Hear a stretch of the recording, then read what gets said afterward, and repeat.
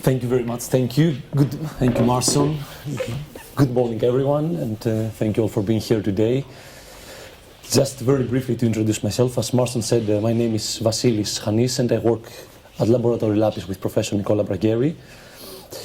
Actually, what I will try to present today is not the actual subject and the topic of my PhD, let's say, of my doctoral work, but there are some notions and some, let's say, concepts that I would like to talk about that I visit, let's say, currently in my work, even though it's not the actual, let's say, focus of my PhD.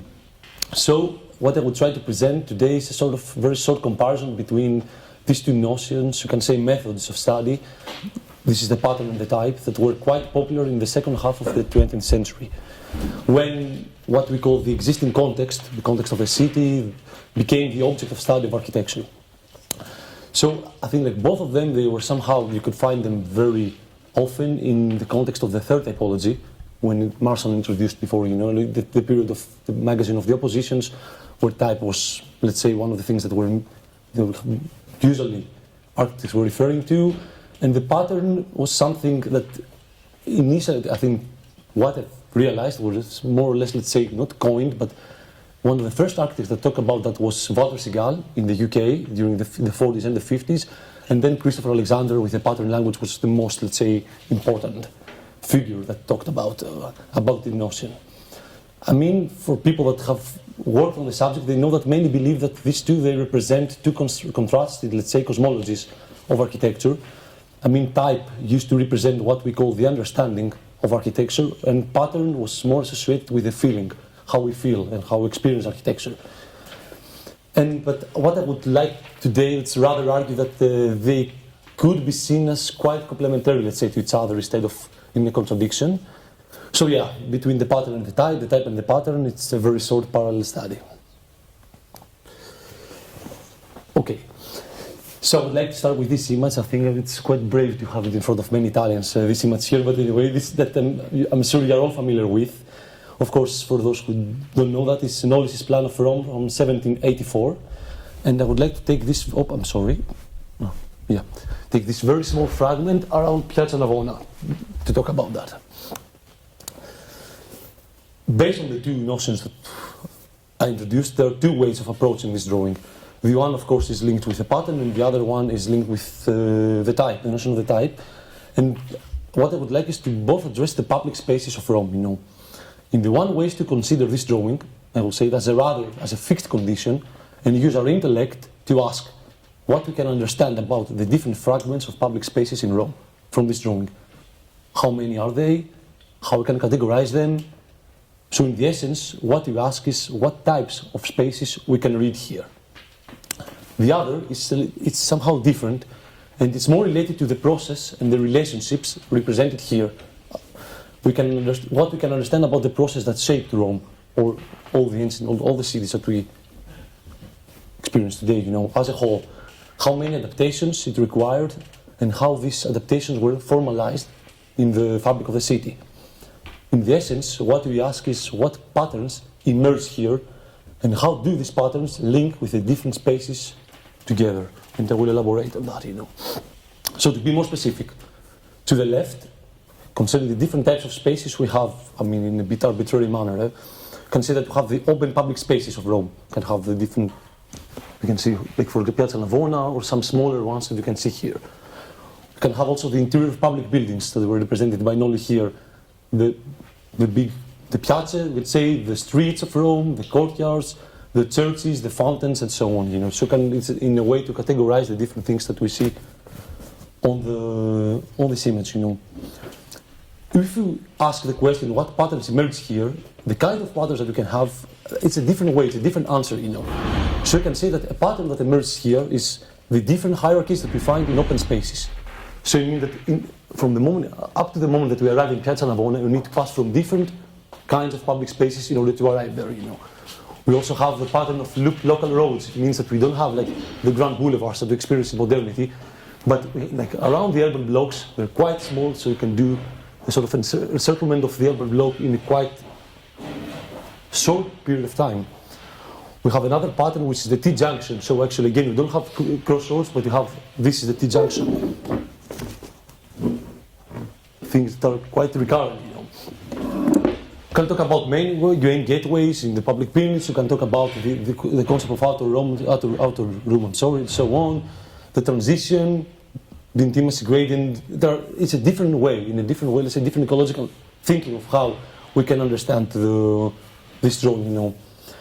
And in the way I see the one versus the other, we can say again that type is about the being of an urban element per se. For example, what constitutes a piazza in Rome. While the pattern is more about a relationship that is materialized in the urban space. Type is about the being of an object, where pattern is about the being of a phenomenon. Sometimes, you'll see this is even apparent when we ask outside architecture, where also these two notions are quite popular. Even in our daily life, we can ask, is he this type of person? Contrary to what are the patterns of his behavior? So, in that sense, what I would like now to talk about this, if this understanding of mine, or if you agree with that, can be confirmed by the initial meaning of the two words. I'm sorry about the fonts, I don't know why they're quite bold, but yeah. So to answer that, we can go and trace their etymology in comparison.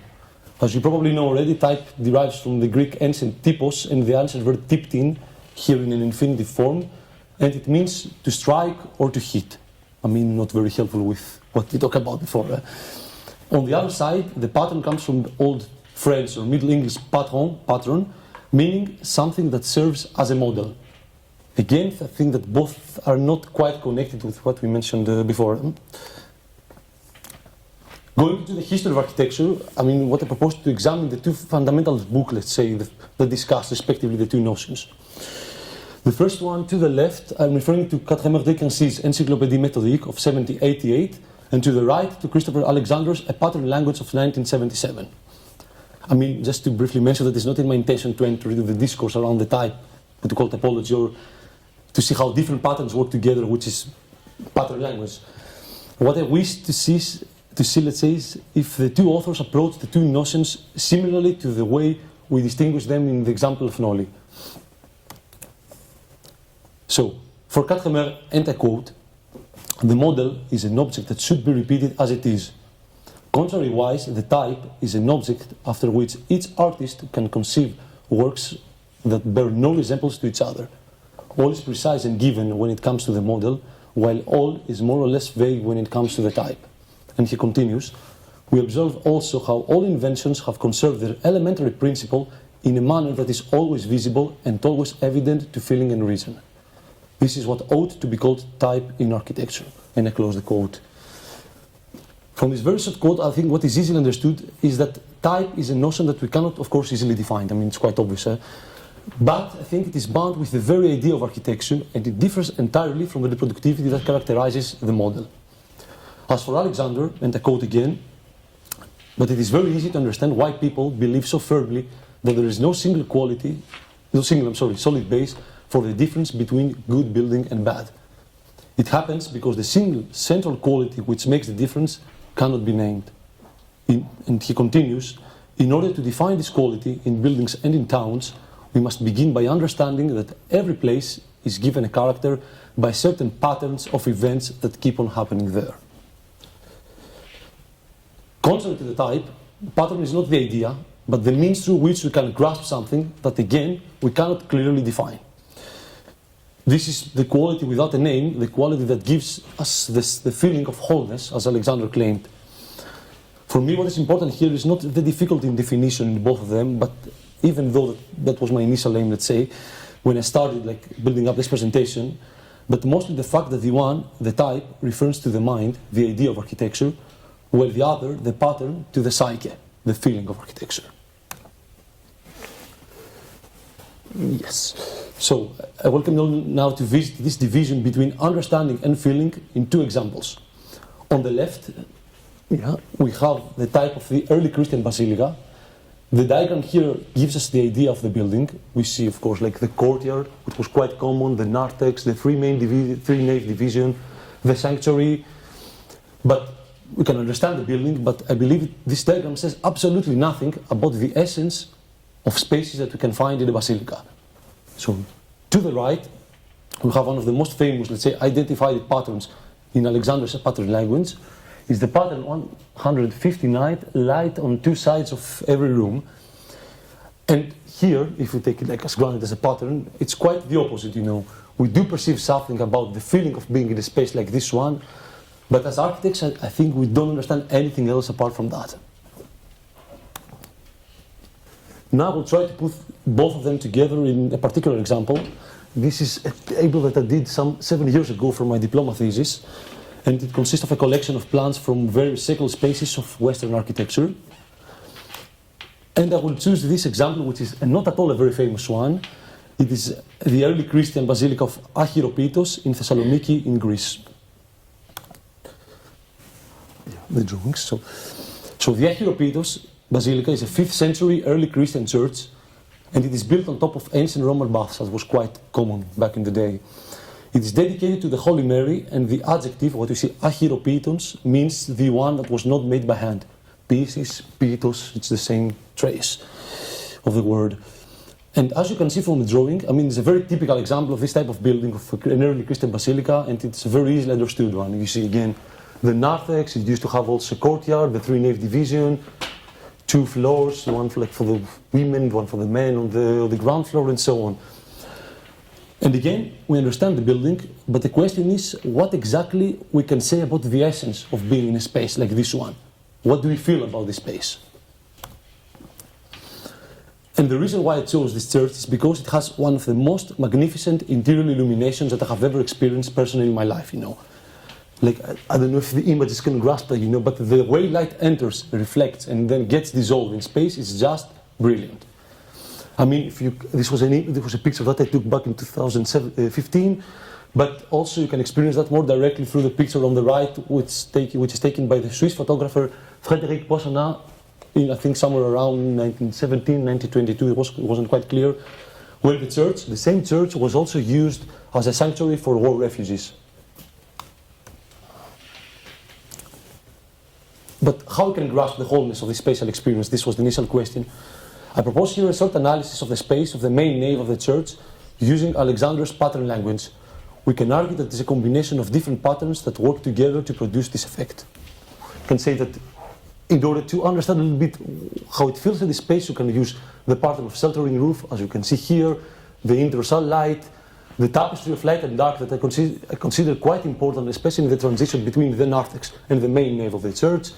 Of course, the very famous light in 2 sides of every room, the fact that we have interior windows, the way columns work and connect with each other, and so on. I mean, of course, you need some sort of abstraction, but I believe by reconstructing these patterns in our architectural imagination, and I mean by imagination, I mean that the way we put our fantasy and our dreams in action, in actual reality, it is possible to get partially a glimpse of the aura that we experience in the space. And here I would like to conclude, which is my favorite picture from the same photographer, Frédéric Poissonnat, and it depicts the Basilica of Achiropeitos. It's filled with refugees, as you can see, probably either from the recent Balkan Wars or from the Greco-Turkish conflict of 1921-1922. And I would like to conclude by saying that what is common here is that both type and pattern have nothing to do with the function of the building, at least in the way architects interpreted it in the 20th century, you know, in the way we learn to talk about the function of the building. What you see here, for me, it's neither an active church, of course, nor a designed refugee camp in the sense that we talk about this today, you know. And I found it very interesting that in the 1946 history of Western philosophy, Bertrand Russell claimed that the mission of modern science is to bridge the two worlds defined by René Descartes.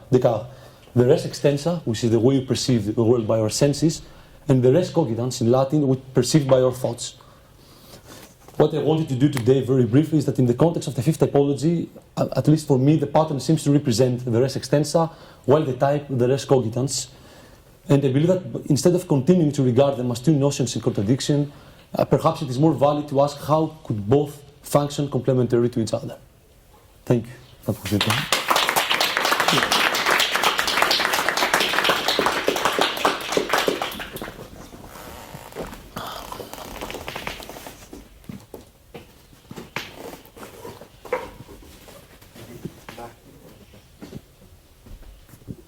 Thanks very much. Yeah. Thank you. I guess I'm just curious also how what year are you in the PhD?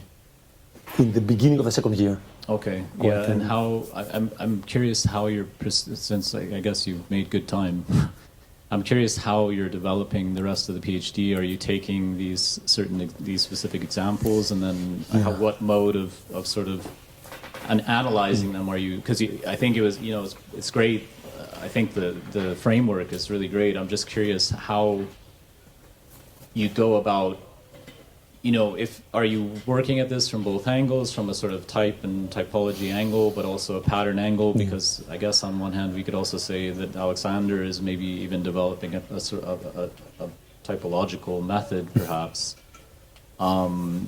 So for me, I don't know, I'm almost imagining that there might be really useful sort of notational methods or different methods of going about analyzing these examples that you're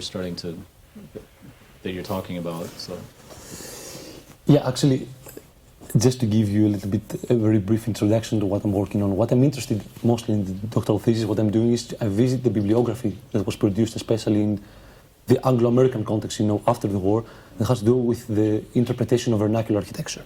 Like the books in the 50s, 40s, 50s, and the 60s mostly, up until the moment that in 1972, that we start talking about the environmental awareness, the beginning of the environmental awareness, how this interpretation of vernacular architecture by architects like Moholy-Nagy, for example, like Christopher Alexander, and so on, how the notion of the environment as a spatial condition mostly, not something that was very much related, to what you talk about today, were associated with the study of the architecture that was not built by architects. So there was a huge amount of bibliography. In this bibliography is also the work of Alexander, but the period, let's say, before the three books of the Oregon Experiment, the Pattern Language, and the Timeless Way of Building. So yeah, actually, this is something that, like what you see, is something that I did exclusively for the seminar, for what you do today. Of course, like some of the things that have been part in, like especially the notion of the pattern, or how type was used as a notion to understand vernacular architecture, even though it's outside the urban context, But we can talk about that. We can debate at least on that. There are different, let's say, methods that we use to understand buildings that were. So in that sense, I haven't yet put all these things, in actual examples, to see. It's the first time that I do that, because I mostly work with books. What I analyze up until this moment is the way these books were constructed, their arguments, but also the way these books were put as objects of architecture, how they communicated their content. So I haven't yet worked with building. I don't actually work with vernacular architecture, what we call, let's say, vernacular architecture, as an object of study, but my object is the interpretation of it. So, let's see. So yeah, in that sense. Yeah. No, then for me, I think the comparison could be super interesting. And what I find really interesting about this as well is the absence of liturgy, or the absence of, but this place was composed specifically with a liturgy and a series of hierarchies of procession, meaning, and etc. being the ritual around. So very much planned and based on a ritualistic understanding of the use of the space, etc. Whereas then, I suppose when you look at a vernacular architecture and an architect comes along and tries to somehow start categorizing and tracing patterns of ritual and etc. in the house, there's maybe some really interesting and productive ground to be had there somehow. So, but I feel like maybe in that case also, it feels to me like perhaps the certain modes of developing the reading of these different architectures and the architectural practice of reading the space as well somehow, or the composition might be really interesting to develop as a tool through the thesis somehow. So again, I don't know what it is, but I think that the sort of concept that you're trying to hash out could benefit from some form of drawing or again notation or photography or whatever it is, because it seems like that's where you're absolutely right, because I think even the notion, if we see that in a bit more historical, let's say, perspective, even the notion of the pattern, has to do with the media representation. As you said, it's important. The type in the historical context is associated with the jump of building from the way you used to do it back before the Renaissance in a more, let's say, unconscious and the more in situ condition that we're building actual buildings there into the drawing. And then I think the pattern, it's not a coincidence that it was, we mostly talk about it, or actually with a more phenomenological, because this is what it is actually in the very essence, way of understanding buildings. It was after the 50s that we start talking about that, because you had also the media to do that, through photography, even through video, sometimes even through the way that we, like sonic, do something. So yeah, I think how this thing could work, I think to my point of view, it would be very interesting. I don't know if I can do that, but if someone wants somehow to work how we can combine the intellect with feeling, I think it's a very interesting way of and a very appropriate way if we want to talk about architecture that was not built by architects to a certain extent, because it was a different mode of production of architecture. It has to do more with the actual experience. So how we can bridge these things, I think it's very interesting. I don't know if I can do is it possible, but thank you very much. No, I would also add, so I would thank you, let's say, also for this kind of merging this kind of two things together, pattern and type, which could be a very successful way also to reinvent this kind of reading of this kind of question of type, also in this kind of moment of industrialized repetition as we had before, and then also our human creativity in a certain way. I think that your two examples, for instance, also with the Basilica, is an example which came out of a kind of aristocracy which had not to work, which was working on decoding the world by geometry, and then also the plan looks like that and to order. And then your other observation, like the pattern language, is more this kind of intuitive reading of things. So we made an example in the studio about decoding the things by a kind of codex where we separate the things in objective and subjective preservations. And because the objective ones is clear, a circle is a circle and the square is a square. But as you had in one image, the 5 examples, what you try to compare with pattern language, how you read this kind of... No, the other one where we had this 5 readings with the pattern language. You can...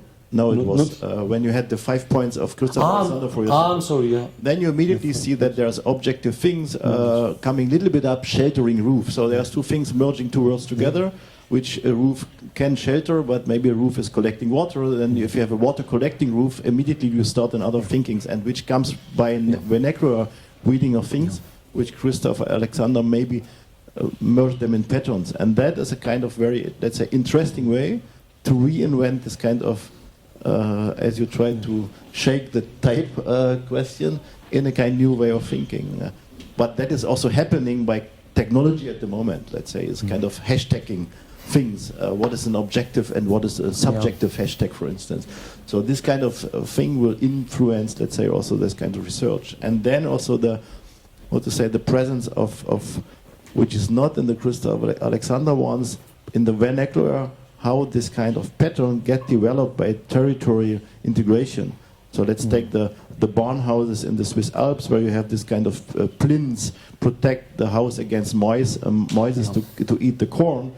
That is a kind of, we can call it as a type or it's a form, but it developed by observation of the material what was there in a certain way. I think it's not planned by a geometric understanding of this, because it's a kind of thing which came out of a random observation somehow, because there were stone which could split in this kind of sense, and then it was used by this. It was a kind of maybe even misreading. More unconscious, let's say.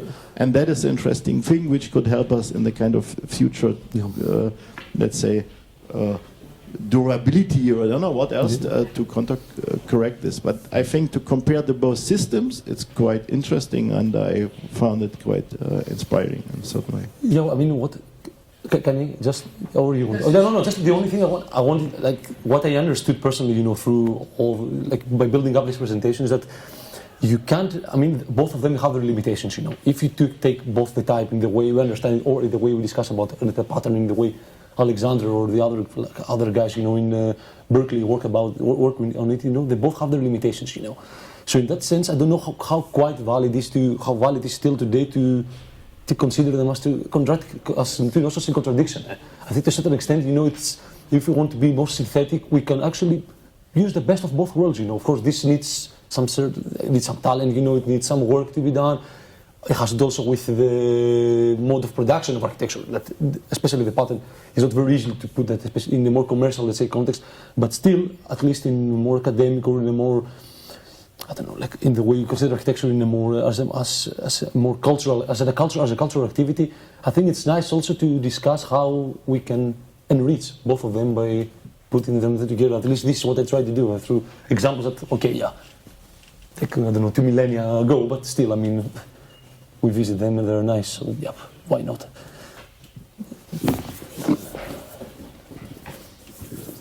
Actually, we are good with time, so the presentation was very short, so maybe I can also say something. No, I just wanted to congratulate with you because I thought that it was a very good presentation in the sense that it was very clear. And I think your presentation is really an example of what I would call a meta-critique. So meta-critique is a presentation not so much on a specific story, let's say, but more on the categories through which we elaborate our thesis, our studies. No? And for example, I was thinking, what is the category at stake in the work of, in the presentation of Sila? And for me, the category is the plan.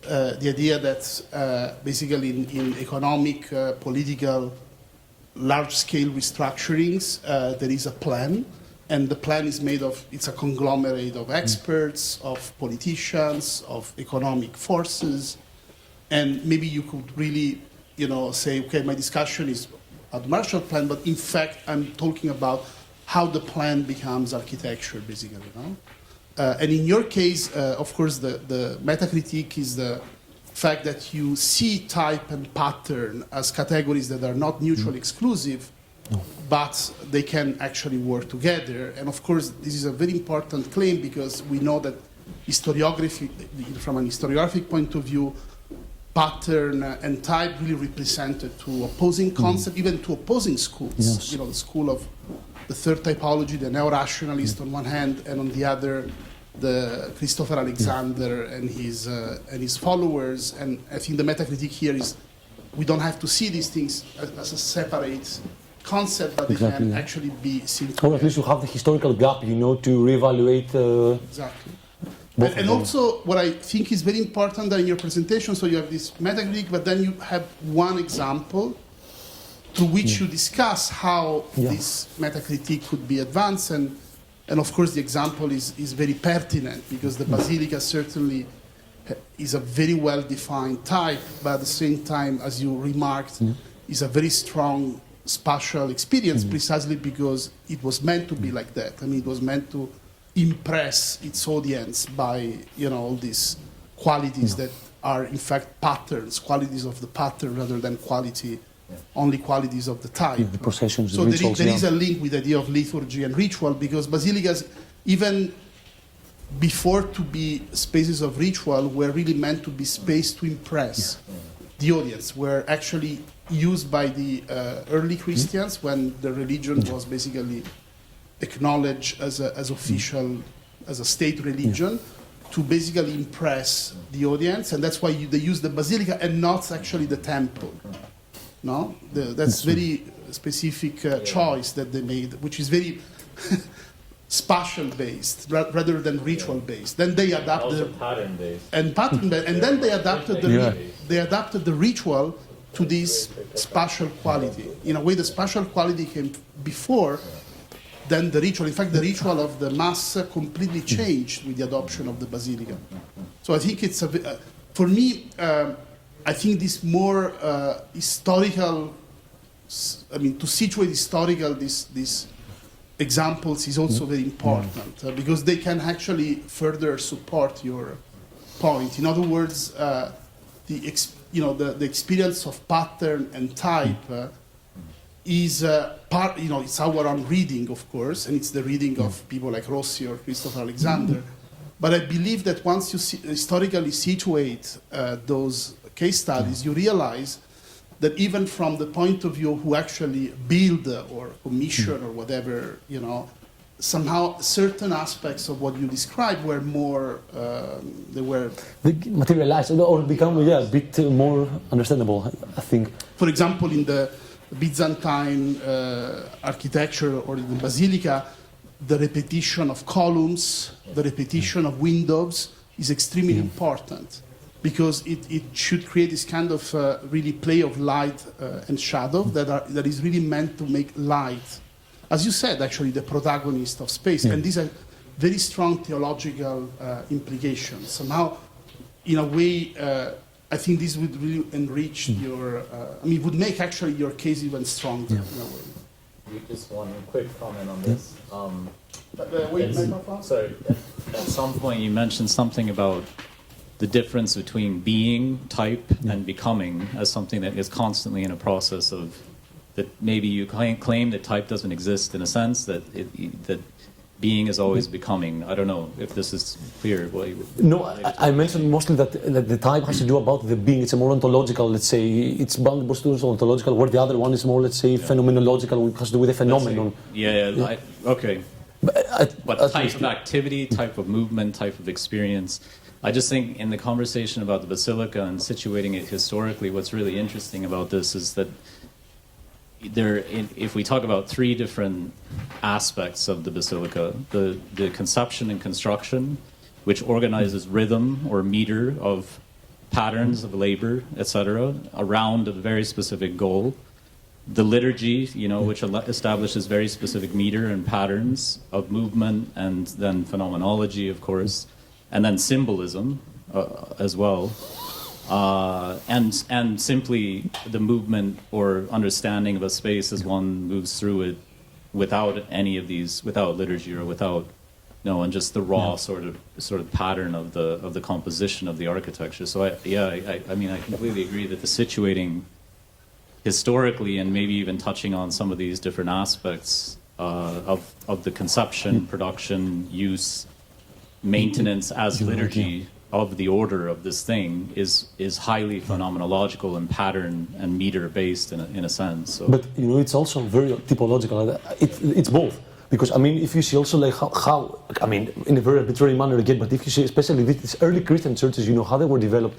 The moment that the early Christian basilica became like what we call like the cross, when the cross was introduced as a symbolic aspect, it of course in a typological manner it changed the building. The type of the building, but it changed also the experience of the building. So it was both. Like the symbolism was, was channeled in two different directions. That we tend to divide. Back in the day, they didn't do that. It's a concept of modernity. This division. This is why I used also Russell. But yeah, it's true. It's true what you're saying. Yeah, I do agree. 100%. Done. Thank you. Okay. Thank you.